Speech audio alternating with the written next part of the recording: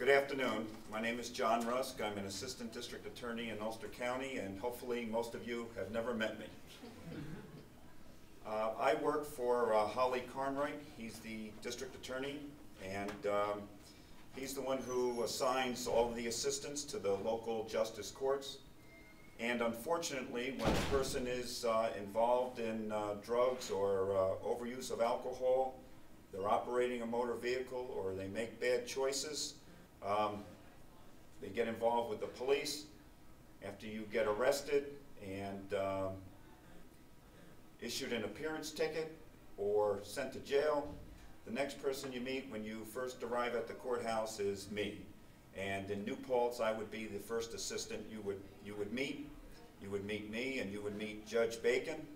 Every Tuesday afternoon at 5 o'clock, we're together, and we meet those people who have unfortunately made some poor decisions or uninformed decisions maybe about what is best for them. The number of cases in local courts that start with abusing alcohol or drugs, in my estimation, would be in excess of 75 to 80%, and probably approaches the 90% mark. It seems that almost every criminal case starts out that way. And from some statistics from the Bureau of Justice, approximately 3 million crimes occurring each year. In almost all of those cases, the victim perceived the offender to have been drinking or under the influence of drugs. 2/3 of victims who suffered violence from a boyfriend or girlfriend or acquaintance or partner reported that alcohol was a factor in the event that occurred. And so it is clear from the law enforcement perspective that dealing with drug abuse and alcohol abuse is critical to reducing crime in our communities. And in the program, the Alcohol Awareness Program that you are involved in and which Marie supervises, we attempt to address that, especially with regard to younger kids, high school kids and college kids, who have an opportunity to address an issue which in many cases it's a new event in their life. They've gone off to college. They have not experienced the use of alcohol being unsupervised, and it's abused. And binge drinking becomes a real serious issue that needs to be addressed. And so those people appear in front of us, and I would say a large number of the defendants who appear in front of us, one of the first things they will say is, you know what, I was so drunk I don't even remember what I did. And that is scary in and of itself. Many people come in and they say, you know, I was just with a bunch of friends, we didn't think it was a big deal, things got a little out of control. And I think that that is exactly what happens, is after the consumption of alcohol, some inhibitions are lowered, and people do things that they ordinarily would not do. I think we all know that and have probably experienced that.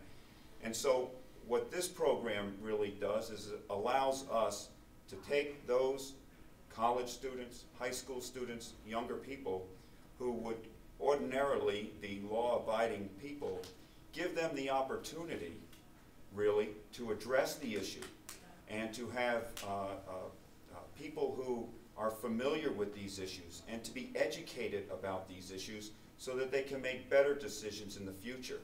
And by doing that, we allow them really to earn their way out of a crime. And when I say a crime, it's typically a non-violent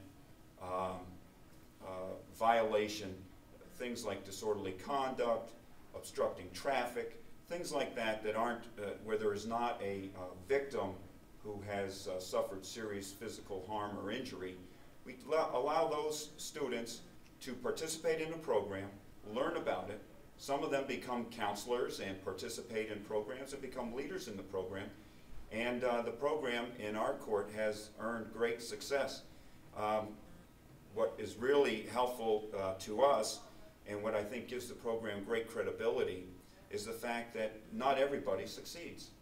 And we can usually tell right when the suggestion of participation in the program is given to a person. You can usually tell right from the bat. Someone says, yes, I'm interested. Yes, it's something I think that can help me. Or you get the one who says, no, I don't need that. How much is the fine? Let me pay it, and I'm out of here.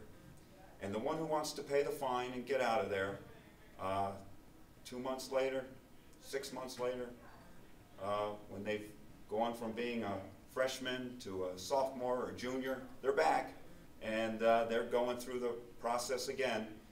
But those who are willing to participate in the program, are willing to take an active role, most of those participants come back and thank the court, thank me, which rarely do I get thanks in a case, but I get a thank you from them, and they indicate that it has made a change in their life for the better.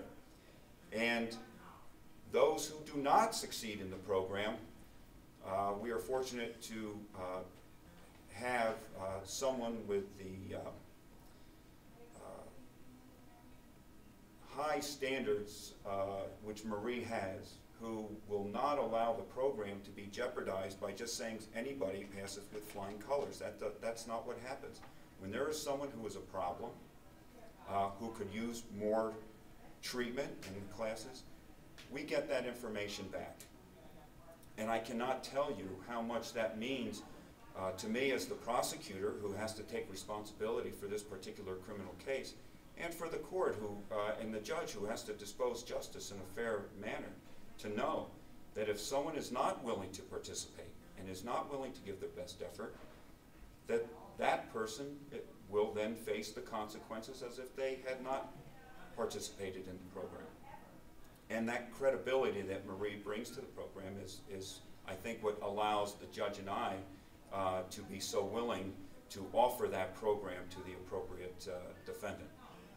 So with that being said, I too want to thank all of you for your participation in the program, for providing guidance and assistance to these people who are so in need of it.